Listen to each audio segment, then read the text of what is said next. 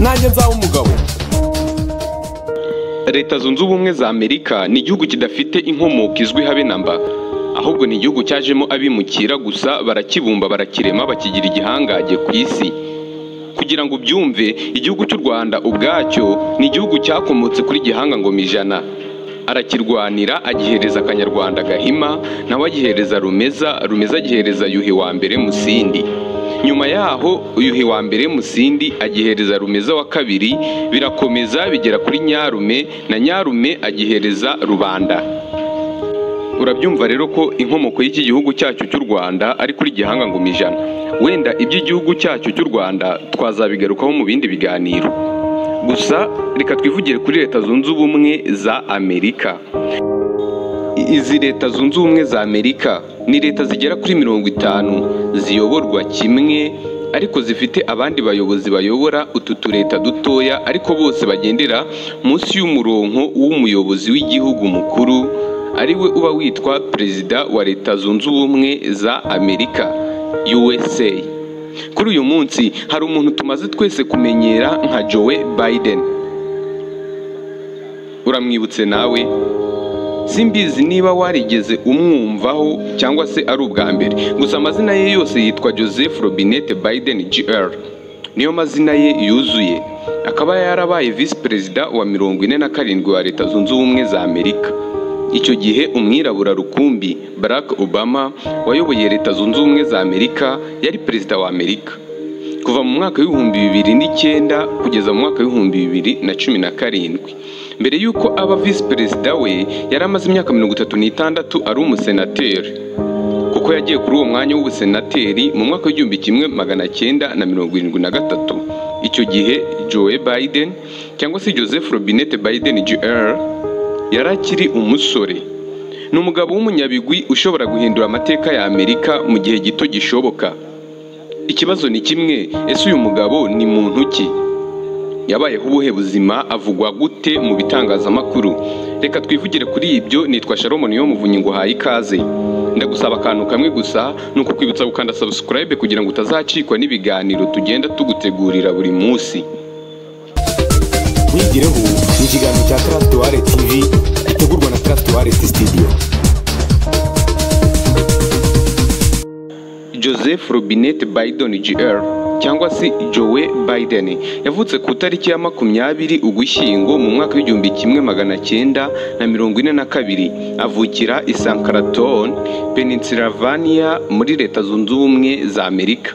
N'umugabo muremure cyane kuko afite metero 1 na santimetero 83. Urebye ni muremure pe. Umugabo ugaragara yuko afite imbaraga kandi agikomeye nubwo ageze mu zabukuru ku myaka ye 77. Yize amashuri ye muri College of Law, Syracuse University mu mwaka w'1968.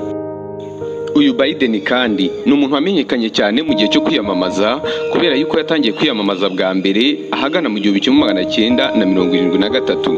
ubwo yashakaga kwinjira mu nteko ishinga amategeko ya Leta Zunze Ubumwe za Amerika. Icyo gihe yagiye muri iyo nteko yitwa umusenateri. Nyuma aza gutangira kwiyamamariza kuba umukuru w'igihugu cya Amerika mu mwaka w'1988. Ni umugabo byemezwa yuko afite akarimi keza, yewe uzi no kureshyareshya inteko y'abantu. Ni umuntu bigaragara yuko yisanzura, yewe akaba amenyereye ubuzima nk'ubw'abajene, ku buryo ashobora kubasanga muri ahantu agahita yitambika mu biganiro byanyu mukaganira, byaba ngombwa mugafata n'amasefi mukifotozanya nka bimwe musanzwe mubona ku bakinnyi b'imipira ndetse n'abakinnyi ba filime bakomeye iyo bageze mu bafana babo. Nibwo buzima bwa Joe Biden. Mu mbwirwaruhame nyinshi z'uyu Joe Biden yakunze kuvuga yuko basogokuruza be bakunze gukora mu birombe bya Nyiramugengeri biherereye mu ntara ya Pennsylvania, kandi ko yababajwe nuko batigeze bagera ku bukire n'ubuzima bifuza. Gusa kandi hagati aho mu maperereza yakozwe basanze yuko nta n'umwe wo mu muryango we wigeze akora muri ibi birombe. kimwe n'andi magambo menshi areshya abantu ngo bamwiyumvemo. Ayo magambo ye yatumye abanyamerika bayitirira amabombe ya Joe. Ni umunyapolitike wo mu ishyaka ry'abademokarate bashize imbere ibijyanye n'ubwisanzure bwa buri umwe muri Amerika. Uyu mugabo Joe Biden cyangwa se Joseph Robinette Biden Jr. ni umugabo wakunze gushyirwa mu majwi n'abagore cyangwa se igitsina gore bamurega yuko akunze kubakabakaba. Ku ikubitiro mu mwaka ushize abagore bagera ku 8 bareze uyu Joe Biden kubagwa mu nda ndetse no kubasoma mu buryo butabereye imbere y'abanyamakuru ndetse n'ibinyamakuru bya Amerika byerekana ubuhehesi bw'uyu mugabo. Muri ayo mashusho yakwirakwiye, uyu Joe Biden yahoberanaga n'aba bagore cyane akabagundira, gusa wavuzweho yuko nta na rimwe agira uburyarya mu kanwa ke, ahubwo avugiraho kandi akaganira n'abantu benshi akisanzura. Joe Biden iki kirego yashinjwaga n'abanyamakuru yacyamaganiye kure, avuga yuko ari ukumuharabika, yewe yuko bitigeze biba. Agitangaza ibi ngibi, Linda Alexandra, umwe mu bagore bashyirwaga mu majwi, yahise yandika ku rukuta rwe rwa Twitter avuga yuko yatakaje akazi ke, atakaza inzu ye, yewe atakaza n'ubusugi bwe. Ati ubu ngubu bampamagara amazina manzi, nawe bitekerezeho. Tekereza cyane ku byo ibinyamakuru byamvuzeho, yewe unatekereze ku byabaye mu 1993. Nabuze byose ariko ubu ngubu ndisanzuye. Mu gutangira kwiyamamaza kwa Joe Biden, uyu mugore yagiranye ikiganiro n'amateleviziyo menshi, noneho aza kuvuga yuko we ubwe abantu benshi bamubwiye amagambo mabi ndetse no ku mbuga nkoranyambaga. Avuga ko we ubwe Joe Biden atigeze amutuka, ariko rero ko harimo ikintu cy'uburyarya cyo kuvuga yuko ibintu byagiye birangira bikajya ku murongo. Avuga ko nta kintu na kimwe cyagiye ku murongo hagati ye na Joe Biden, ko hakirimo akantu kurunturuntu ku makosa yabakoreye nk'abagore. Joe Biden ni umuntu umenyereye cyane i Washington kubera yuko yamaze imyaka irenga 30 ari mu nteko ishinga amateka, ari umusenateri, nabigarutseho cyane. Yewe yamaze n'imyaka igera ku 8 ari vice president. Icyo gihe nabibabwiye hari guhera mu mwaka w'2009 kugeza mu mwaka w'2017 ubwo umwirabura rukumbi Barack Obama yari perezida wa Leta Zunze Ubumwe za Amerika. Muri iki gihe Joe Biden niwe wari vice perezida wiwe, ni mu gihe kingana n'imyaka 8. Nabasobanuye cyane yuko mbere yaho yari umusenateri, aho yamaze imyaka igera kuri 36 ari mu nteko nshinga amategeko. Inteko yinjiye mu mwaka w'1973 kandi mu mwaka w'1970 uyu Joe Biden yarashyigikiye ivanguramoko muri Amerika. Muri icyo gihe muri Amerika y'Amajyepfo, muri iki gihugu hari hariho ingingo yo kuvanga abana badasangiye uruhu mu mashuri ya leta. Gusa mu bantu bamwe bamaganiye kure iyi ngingo, Joe Biden ari mu b'imbere. Iyi ni imwe mu ntwaro abatamushyigikiye biganje mu ishyaka ry'abarepublikani bitwaza, bavuga yuko Biden yakoreye n'igihugu mu myaka yose igera kuri 40 ishize. Ni umugabo wakomeretse cyane, bituma aba umuntu ukunze kwisanzura n'abantu, yewe ntiyitandukanye n'abantu cyane, kubera ko kuri we Biden umuryango ni ikintu yababariyemo cyane.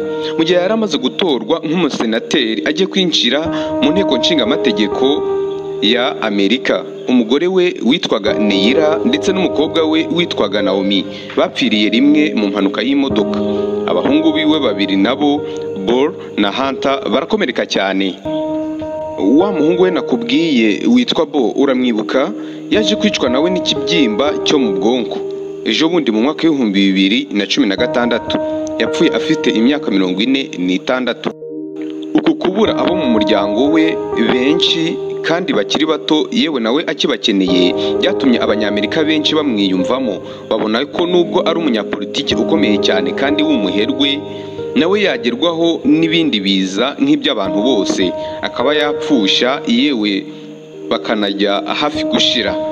Ibi byonyine byatumye abanyamerika bisanisha nawe baramwumva. Ni bimwe mu byatumye uyu mugabo asa n'ukomeretse, agira ibikomere by'umutima bituma akenshi aha agaciro umuntu uwo ari we wese maze akamwisanishaho, akegerana mu bantu uko baba basa kose, yewe agashaka kwiterera mu biganiro byabo akabaganiriza bigatinda. Ni umunyarwenya.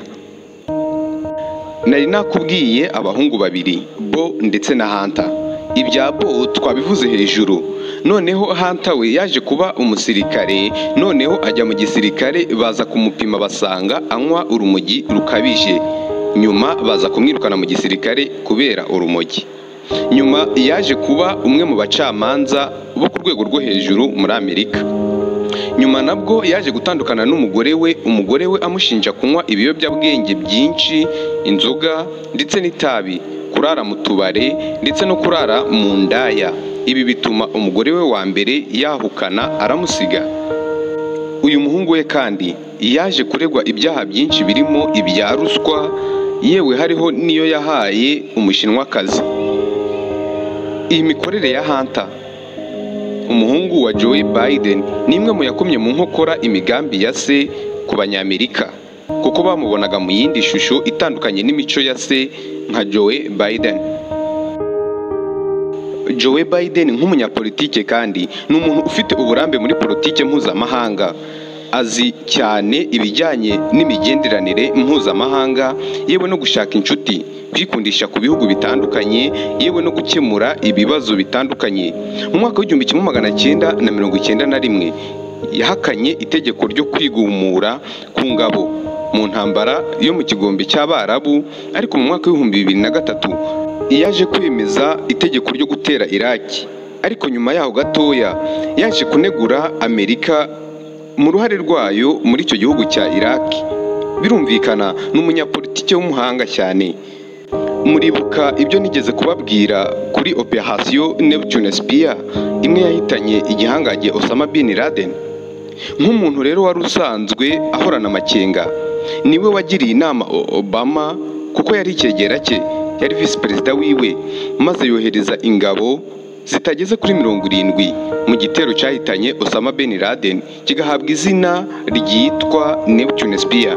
Nari basobanuriye iby'iyi operation kuri iyi channel yacu. Ni mu mpapuro zatowe na CIA, ikigo cy'abanyamerika, zerekanye ko Osama bin Laden yari yarategetse ingabo ziwe kuzica Obama kubera yuko zabonaga ko Biden nta bushobozi yari afite. Gusa uyu Biden amaze kubona ibijyanye n'izi mpapuro, yahise ashikiriza umugambi Obama. Arangije Obama ahita ategura byihuse cyane operation karundura yo kumenya ibyihishe inyuma kuri uyu mugabo bin Laden. Murabizi neza Operation Neptune Spear yahise isiga bin Laden ari umurambo. Umugambi wa bin Laden nawo uhita upfundikirwa. Ubu bunararibonye gukorana cyane bya hafi n'uwayoboye igihugu Barack Obama, kuba vice perezida imyaka igera kuri 7 yose, yewe isatira 8, kuba mu nteko nshinga amategeko imyaka isaga 30, uburambe muri politike mpuzamahanga, yewe no gushaka inshuti ku bihugu bikomeye cyane. Ni bimwe mu biha amahirwe uyu Joe Biden kuba yaba umuntu ushobora guhindura Amerika, akayivana ku rwego rumwe akarishira ku rundi rwego. Inzozi zawe zirashobora guhinduka impamo mu gihe gitoya uramutse warigeze wifuza kwiga hanze ariko ukabona ntaho wanyura, cyangwa se umwana wawe yigeze akubwira yuko yigeze kurota yize hanze ariko ukabona nta mahitamo, yewe nta n'inzira. Ubu byaroroshye. Sura urubuga rwa internet www.eduarabs.com. urahasanga amashuri y'icyitegererezo muri Australia, Oceania, Pacifique, Europe, Amerika ndetse na Canada. Urahasanga amashuri y'ibyitegererezo yanditse izina ku ruhando mpuzamahanga.